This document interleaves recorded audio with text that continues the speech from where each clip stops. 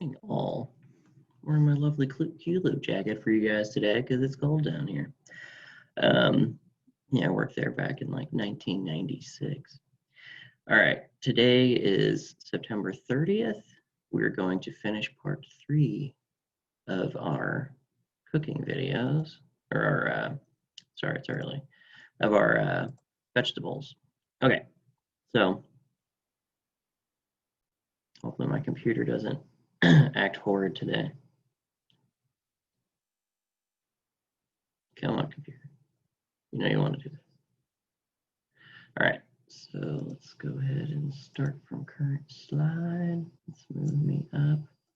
Okay, so there's a lot to cooking different types of vegetables.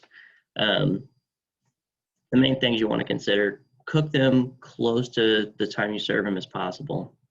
Unless you're like par cooking or blanching, use high quality produce, handle it properly, use the best suited cooking process for whatever you're trying to serve. And nutritional value. Remember, the more you cook something, the more nutrients are lost. So if you eat a raw carrot, it has a lot of nutritional value versus a boiled carrot where a lot of the nutritional value gets boiled out of it, okay? Especially if you're not going to use that liquid for something else. But also the difference is a raw carrot is a lot harder for your body to break down than a cooked carrot. So you got to weigh the pros and the cons there. Okay, so overcooking reduces quality, nutrient value, and appearance. Let's see. Okay, I'm gonna say okay a lot. This thing is always in my way. So the different cooking methods for these different things. They're said here. I found this cool little picture, boiling, simmering, steaming, and you can see where the heat, I really like this picture, where the heat is coming from, and then what it's being cooked in. So like deep frying, and it gives a little description. So I'm gonna, save this so you guys can see it, but I thought that was a pretty neat little thing. Roasting, grilling, broiling. See, they even put on here, broiling and grilling on here is pretty much the same thing. My broiling, I don't know, we'll get back into that another time. And then they have roasting and baking. So baking is typically for savory dishes like desserts, pastries, bread, that kind of thing. Roasting is more considered for roasting meat and veggies. I just gotta keep moving me. Cooking methods, baking for carrots, eggplant, mushrooms. You can bake a lot of different, or roast. Let's go back to roast. And this is what they'll look like. They get a lot richer in color. A lot of the natural sugars come out, and the texture of them is going to be more of a crisp, or not tough, but if you have a roasted potato versus a boiled potato, it's going to have a more firm texture on the outside, more of a skin to it. Boiled, that's what I put this picture of. Boiling, dried beans, legumes, cabbage, carrots, corn on the cob, potatoes. And then braising, you guys remember, so boiling is just putting it in hot boiling water.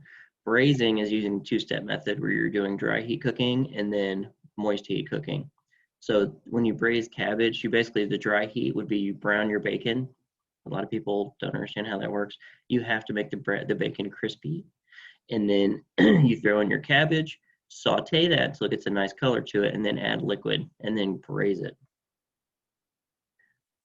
Broiling, this is where you have the heat above. So I found this picture of tomatoes where they're put in a pan. They have, I don't know what they put on there. It looks like Parmesan and some other stuff, and they broil them under high heat. Deep fried, nice big old deep fried veggie platter. Steaming, that's where they steam, the water is boiled, and the food is set above that in some sort of basket, so it steams through it. Very healthy. As far as between boiling and steaming, a lot of people are like, which one's better for you? Steaming actually is better because the steam just goes through and cooks the food all the way through, as long as you do it at the right temperature. Whereas boiling anything is going to break it down, okay, and cook it very rapidly, and that'll break down all of the basically the cell structure of the whole piece of produce, and it's going to fall apart. And this is just a science experiment. We had to do this in school one day. So if you have a white vegetable, you add something acidic to it. So say you could take cauliflower, you add lemon juice to it, it'll turn yellow. You add alkali to it, so you put baking soda on it, it's going to turn gray or turn yellow. We had to do this and taste it. They're not that good. Red vegetables, I put this in here. It has red fruits too, because there's this thing in there called anthocyanins. I think I pronounced that right.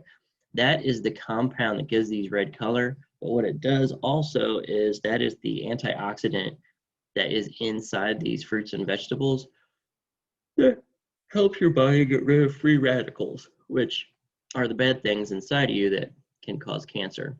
So the more colorful your food, typically the better for you.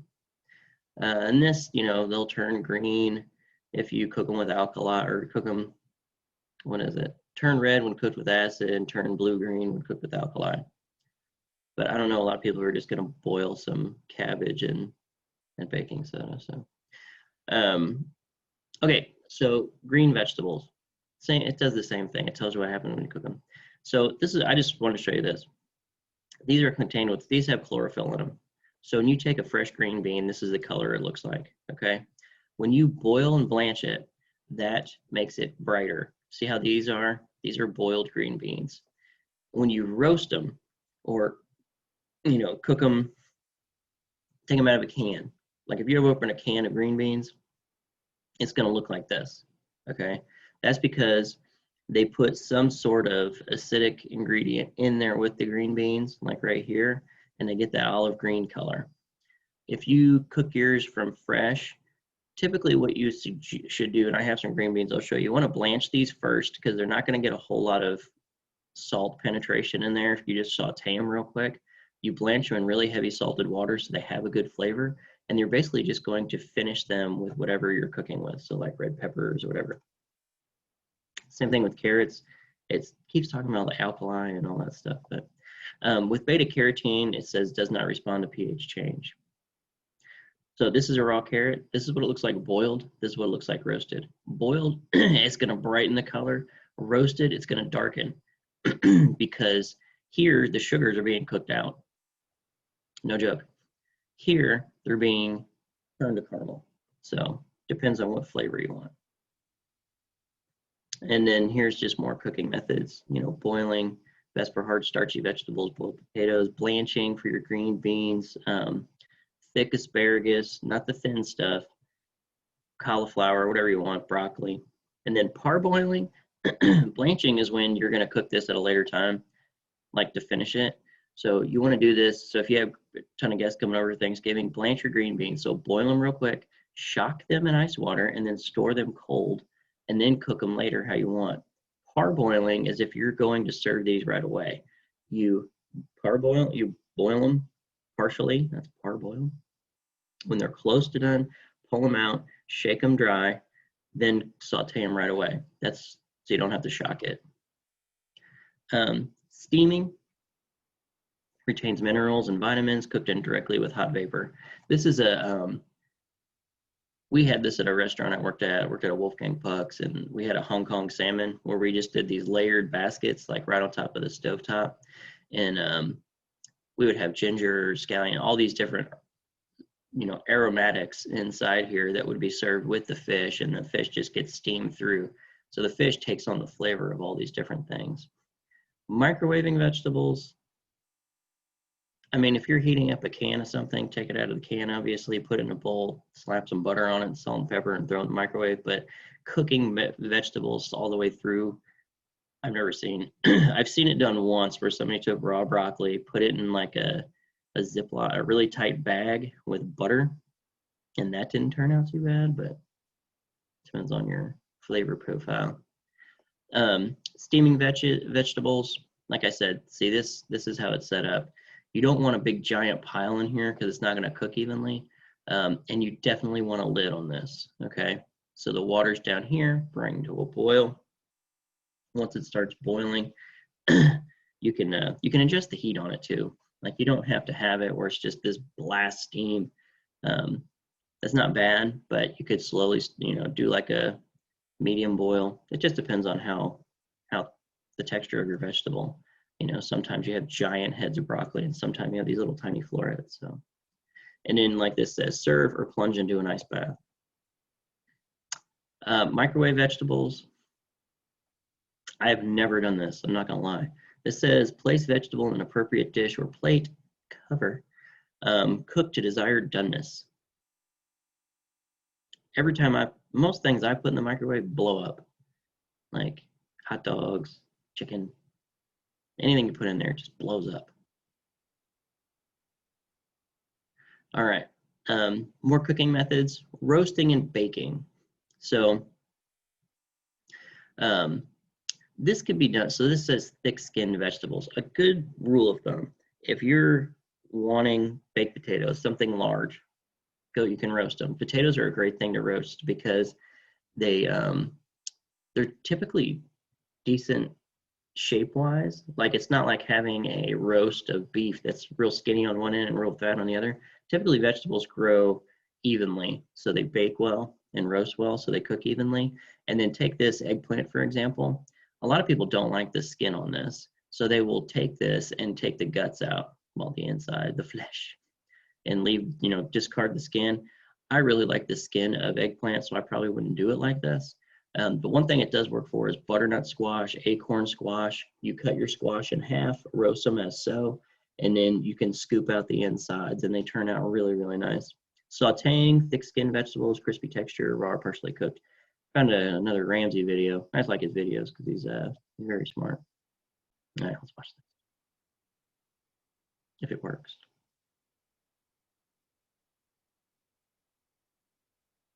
I'm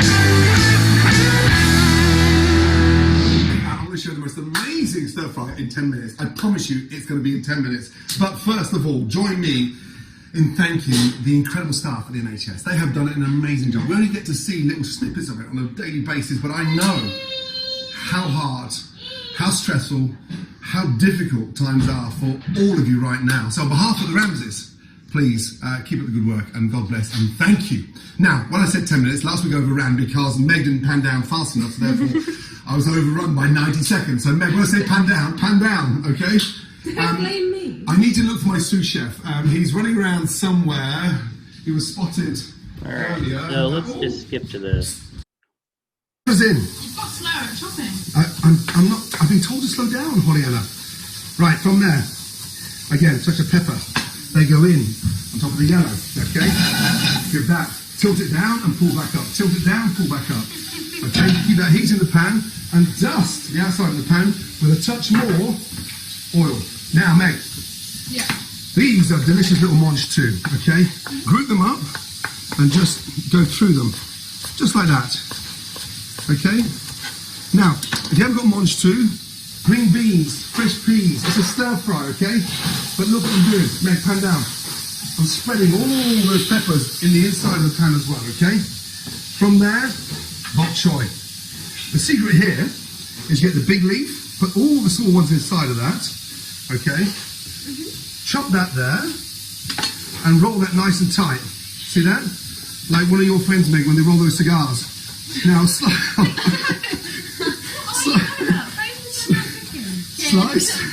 Yes? Mo says you're going too slow. Okay, Mo, I'm sorry, but it's the distraction of the girls. Now, slice the stalks. Here we go. From there. Stalks in first, they take longest to cook. Pan down, Meg, pan down. Give it 10 seconds and then put the leaves in there.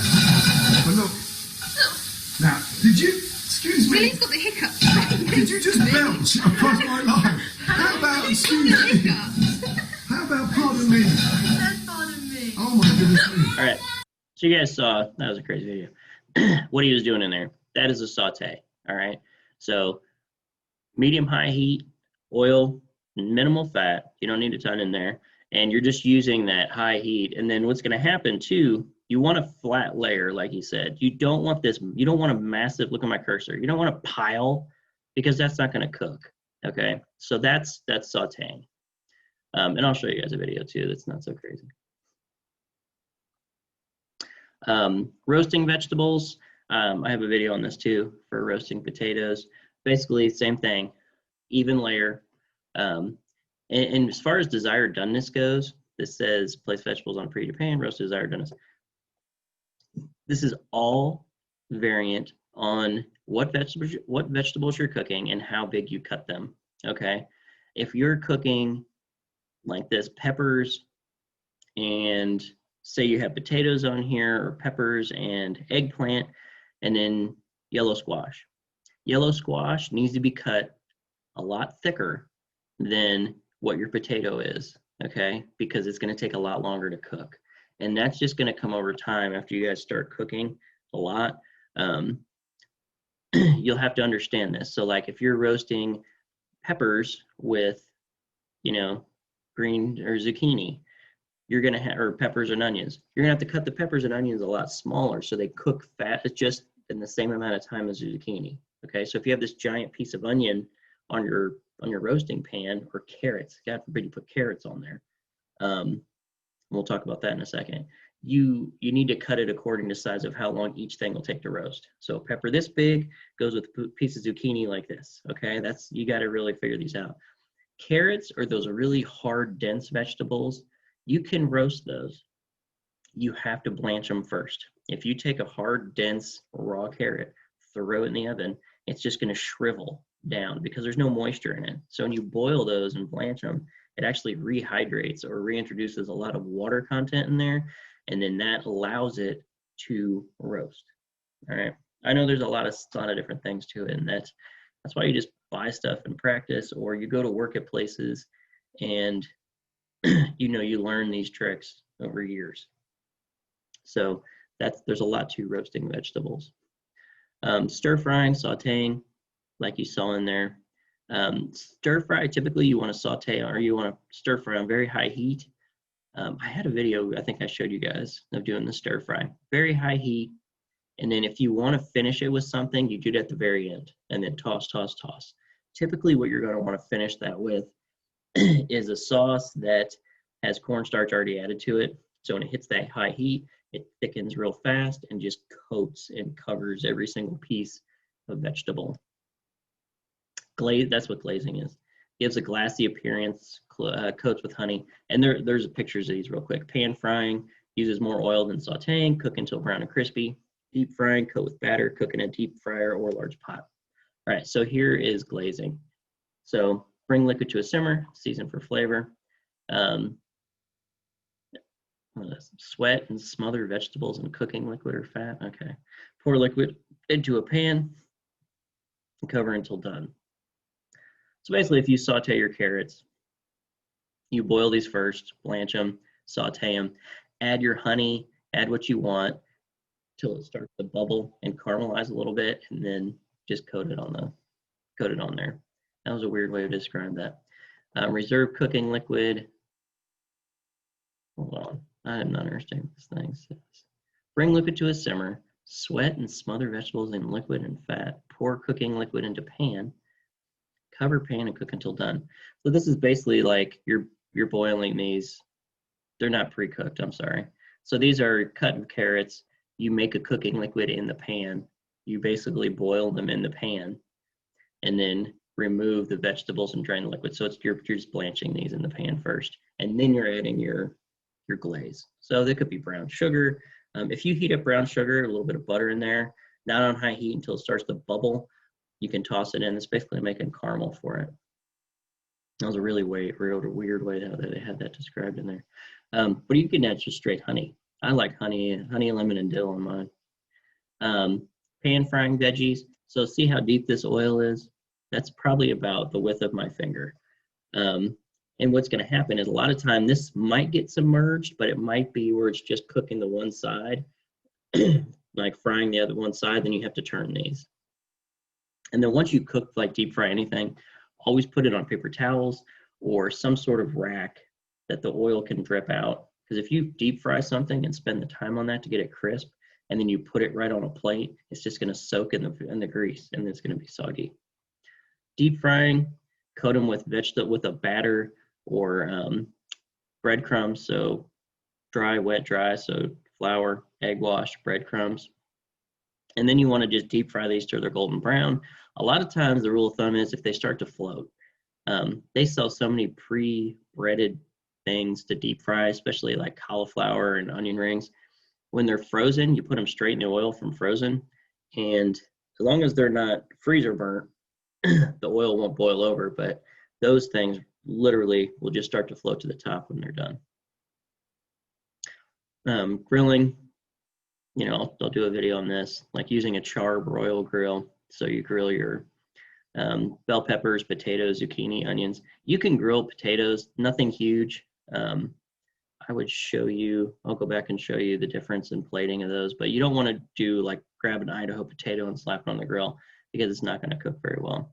Stewing and braising, retain minerals and vitamins, cook in oil or stock, braising done in less liquid. So your braised cabbage we saw earlier, all the vitamins and minerals are in there, and there are still in the braising liquid. So when you serve that together, you're keeping all those vitamins inside, okay? Grilling, if you grill vegetables, anything like this, you want to like, what I do is I lay my vegetables out on a platter, zucchini or asparagus, not so much, but like peppers, zucchini, squash, tomatoes, lay them out, season them first, okay? And then put oil on them. When you season zucchini, because it looks very dry when you're about to cook it, you put salt on it, it pulls out that natural moisture in zucchini, squash, eggplant, and it's basically like making its own marinating liquid. So when you go to cook this, it doesn't just look like this dried up, shriveled thing. It actually brings out the moisture and it cooks a lot better on there. So stewing vegetables, depends on what you're wanting to stew. If you're adding stuff to this, if you're making like a stew, you know, they're pretty good. You don't want to stew vegetables for a long time or braise them. Cabbage, yes, that takes a decent amount of time. Collard greens, yeah, that's more of a braising. But anything else, you just want to do like a quick, like you're making a quick soup. Yeah, like this is having you cook this for a decent amount of time. It just depends on what you're making. If you're making like a ratatouille, you want to roast these things and then just saute them together, stew them real quick with some tomato. Sous vide.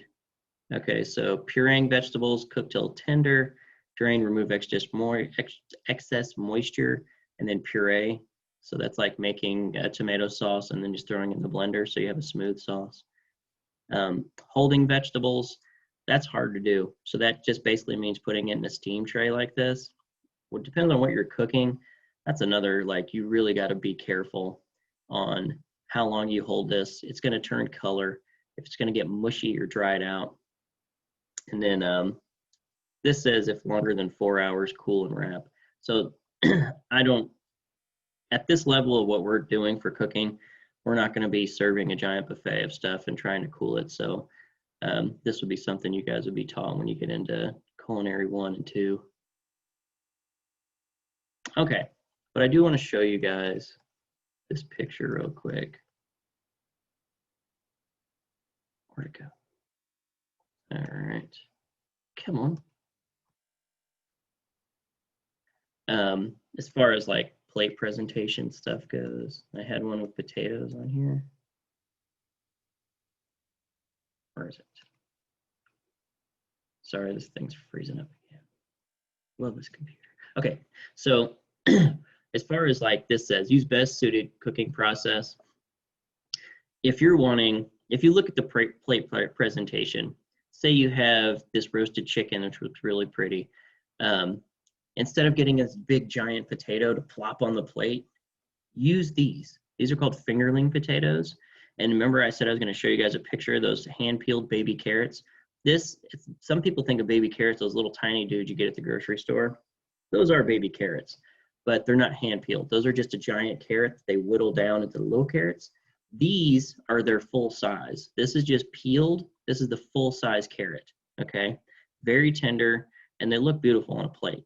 So instead of plopping your old school, like giant potato, giant piece of meat, you know, and whatever else you have on there, plop, plop, plop, plop.